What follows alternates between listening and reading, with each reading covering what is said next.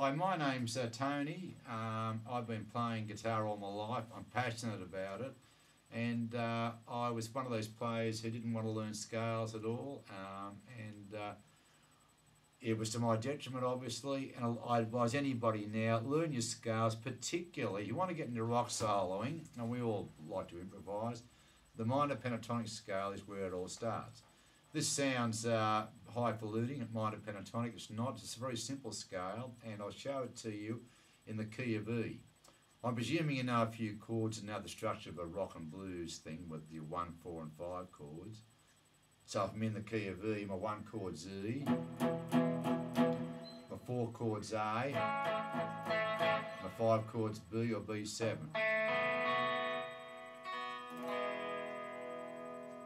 Now, with the minor pentatonic scale, you've got 2 notes in every string. So starting on E, you've got open E, 3rd fret, next string, open, 2nd fret, next string, open, 2nd fret, next string, open, 2nd fret, next string, open, 3rd fret, and next string, open. So what you've got is this, and I'm using, notice of my fingers, I'm using specific fingers for specific frets. First finger, 1st fret, 2nd finger, 2nd fret, 3rd finger, 3rd fret. In the scale pattern, I don't need the 1st fret, so I'm only using these 2 fingers here. So the first one is 3rd finger, 2nd finger, 2nd finger, 2nd finger, 3rd finger, 3rd finger, and I took it up there to the G. So you can run the scale up there if you want to, up the G. So you get coming down.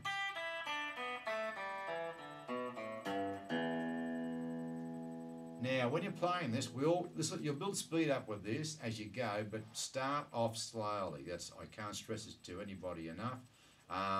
You want to hear your notes being clearly articulated. You want to have a nice tone, but you need to have them nice and clear. You can get the speed later on, but the first thing you've got to do is, and I can't tell, I did this scale for a year when I first learned. I just, nothing but, well, I used to do my own stuff, of course, but I used to just sit around there watching TV and practice the scale, go them down 20 or 30 or 40 times, you know. And one way of making it interesting is to, instead of picking each note once,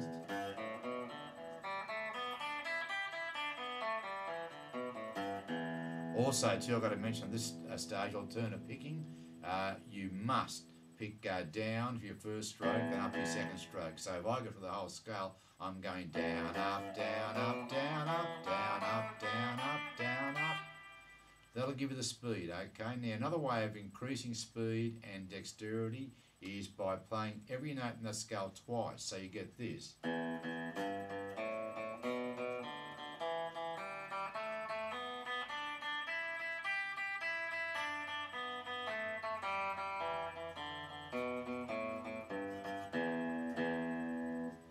That's a lot harder to do than it sounds, but try and do that and keep it going continuously. And after a while, it's like learning a new language. You'll find different ways of playing these notes. When you've got it down to, run to the scale and leave a note out.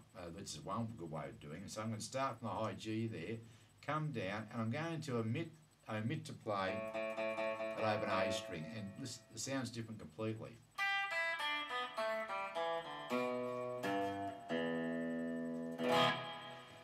So things like that are helpful. I'm going to do a lot more of these lessons as we go on there, but I'll show you one basic lick to start with. It's a little blues lick in E once again, and it's on 2 strings, on the 1st and 2nd string, and it sounds like this.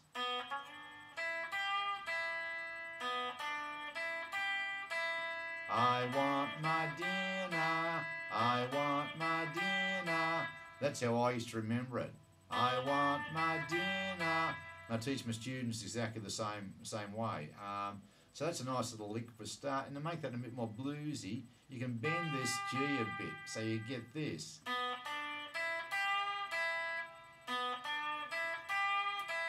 Straight away, it's got a far more vocal quality to it, and that's what we're looking for when we play guitar. So in every scale, the minor 3rd is the important note. So in there, you've got a minor 3rd here, minor 3rd down there.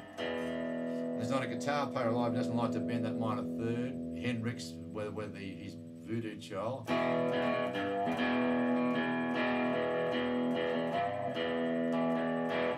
just based around an E chord with a pull on the low G.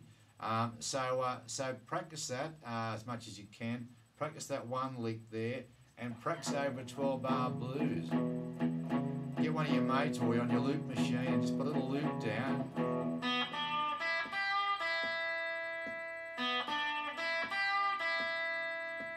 And make sure you lock into a nice little groove there. Groove playing is all important, and I'll be talking to you a lot about groove playing as we go along. But just for now, if you can run with this scale pattern and work with it for, if you're a beginner, and I presume most guys watching this probably would be novices or haven't tried soloing anyway, just work with it, run it up and down, become dexterous, use your alternate picking, and try and make each note sound good. That's not easy. But, you know, to make something simple sound good, and that's going to be your chore, and I'll be in touch. Thanks very much.